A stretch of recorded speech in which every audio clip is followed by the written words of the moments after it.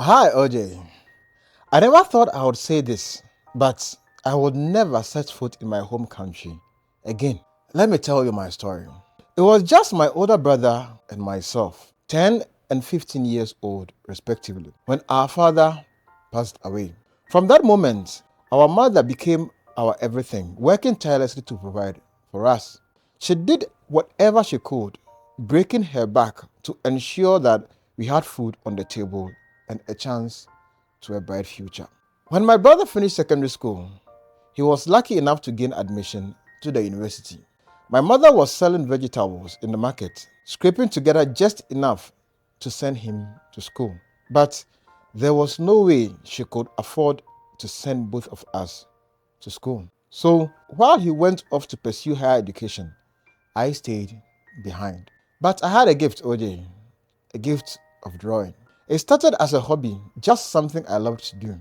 One day, I was hanging out with a friend whose other friend came from a wealthy family. This guy's father's birthday was approaching, and he had no idea what to get him. While joking, my friend suggested I draw a portrait of his father as a gift. I did, poured my heart into it, knowing this was not a casual sketch. It was for a respected man. 2 days later, that same friend told me his father wanted to see me. That meeting changed everything for me. The man loved my work and soon began introducing me to his friends. I started getting commissions, earning sums of money I'd never imagined. Within 2 years, I'd saved enough to leave the country, setting up a successful life abroad, and for a while, life was good. I sent money home regularly, supporting my brother when he got married, and even financed his house as well as one I was building on our father's land. Everything was falling into place, OJ. Fast forward 7 years after, I was ready to visit home. When I arrived, my brother proudly took me around the neighborhood, showing me the progress that has been made. But just 2 days later, everything came crashing down. We were kidnapped, both of us. It is at this point that I would ask that you subscribe to the channel, share this video, or a comment, because that is the only way you encourage me to bring you more stories and confessions. Please subscribe and not miss out on the end of the story. Let's go. The ordeal was horrifying. I don't even want to talk about the torture. They demanded a ransom of 25 million naira for both of us, myself and my brother.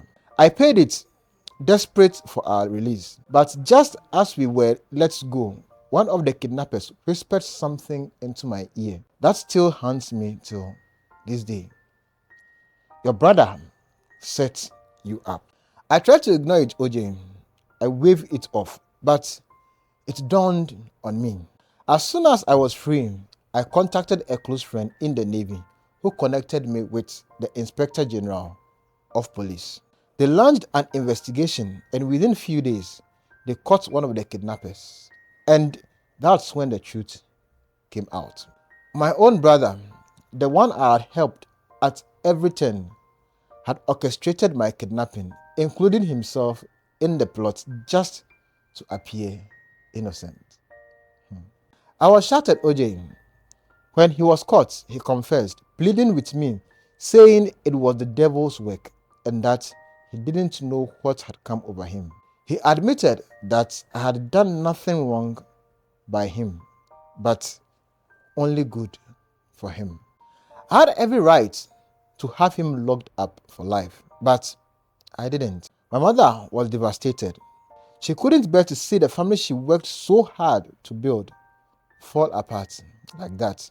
So I bailed him out, but left Nigeria that same day. Now I'm selling every property I own back home. Nothing will ever bring me back, not after this. The only reason I still answer calls from Nigeria is because of my mother. But when she is gone, I will forget that place exists. And I will forget I ever had a brother. Because what he did, that's something I can never forgive.